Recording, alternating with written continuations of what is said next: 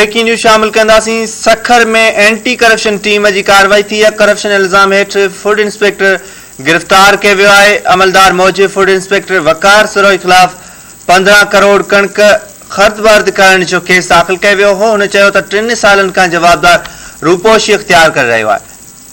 Breaking news अवां सां share कयूं पिया। सखर में एंटी करप्शन टीम जी कार्रवाई थी आहे। करप्शन इल्ज़ाम हेठ फूड इंस्पेक्टर गिरफ्तार कयो वियो आहे।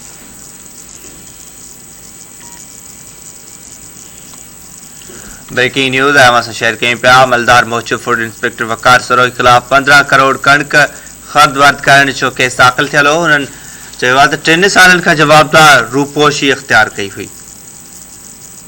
या ब्रेकिंग न्यूज़ सखर में अवां सां शेयर कयूं पिया। नाज़रीन, सखर में एंटी करप्शन टीम जी कार्रवाई थी आहे। करप्शन इल्ज़ाम हेठ फूड इंस्पेक्टर के गिरफ्तार कयो वियो आहे।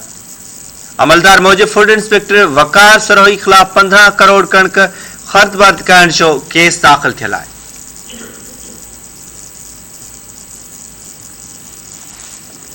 अवां खे आगाह कयूं पिया। उन्हनि चयो आहे त 3 सालनि खां जवाबदार रूपोशी इख्तियार कई हुई। या ब्रेकिंग न्यूज़ सखर में अवां सां शेयर कयूं पिया। सखर में एंटी करप्शन टीम जी कार्रवाई थी आहे। करप्शन इल्ज़ाम हेठ फूड इंस्पेक्टर के गिरफ्तार कयो वियो आहे। अमलदार मौजूद फूड इंस्पेक्टर वकार सरोई खिलाफ़ 15 करोड़ कणक ख़र्द बर्द करण जो केस दाख़िल थियल आहे। उन्हनि चयो आहे त 3 सालनि खां जवाबदार रूपोशी इख्तियार कई हुई।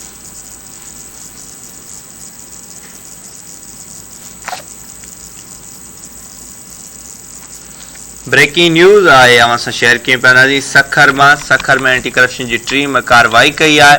करप्शन इल्ज़ाम हेठ फूड इंस्पेक्टर के गिरफ्तार कयो वियो आहे।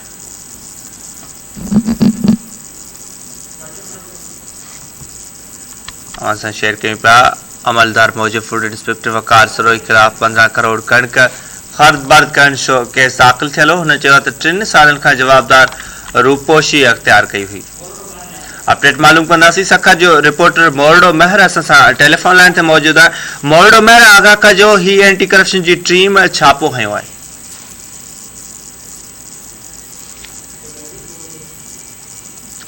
जी मोरडो महर, आगाह कजो इन हवाले सां एंटी करप्शन जी टीम कार्रवाई कई आहे।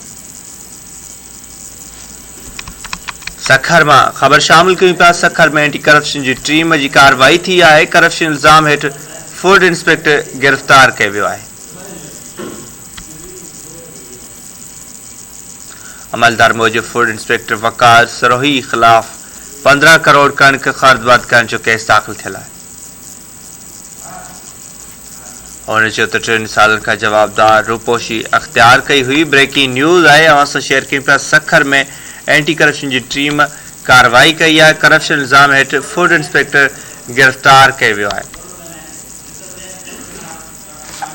मोरडो महर सां हिकु बार ॿीहर असांजो राब्तो बहाल थियो आहे। अपडेट मालूम कंदासीं। जी मोरडो, आगाह कजो सखर में एंटी करप्शन जी टीम कार्रवाई कई आहे। जी बिल्कुल, एंटी करप्शन टीम कार्रवाई करे करोड़े रुपयनि जे करप्शन इल्ज़ाम हेठ फूड इंस्पेक्टर के गिरफ्तार करे वरितो आहे। एंटी करप्शन जे अमलदारनि जो चवणु आहे त फूड इंस्पेक्टर वकार सरोई साल 2019 में हुन जे खिलाफ़ 15 करोड़ खां वधीक कणक जेका सरकारी ख़रीद थियल हुई उन में ख़ुर्द बुर्द करण जो केस दाख़िल थियल हो। उन जे मथां ऐं उन 3 सालनि खां उन केस में रूपोशी इख्तियार कई हुई। एंटी करप्शन जे टीम रोड़ीअ में कार्रवाई करे फूड इंस्पेक्टर वकार सरोई के गिरफ्तार कयो वियो आहे। अमलदारनि जो वधीक चवणु आहे त गिरफ्तार फूड इंस्पेक्टर वकार सरोई खां वधीक जेको आहे उन केस जे सिलसिले में जांच कई पई वञे ऐं हिन वक़्तु जेको आहे एंटी करप्शन जी टीम जेको आहे कार्रवाई करे फूड इंस्पेक्टर वकार सरोई के 15 करोड़ सरकारी कणक ख़ुदबुद करण जे केस में गिरफ्तार करे वरितो आहे। जी ठीकु आहे, वॾी महिरबानी मोरडो महर तफ़सील ॾिना।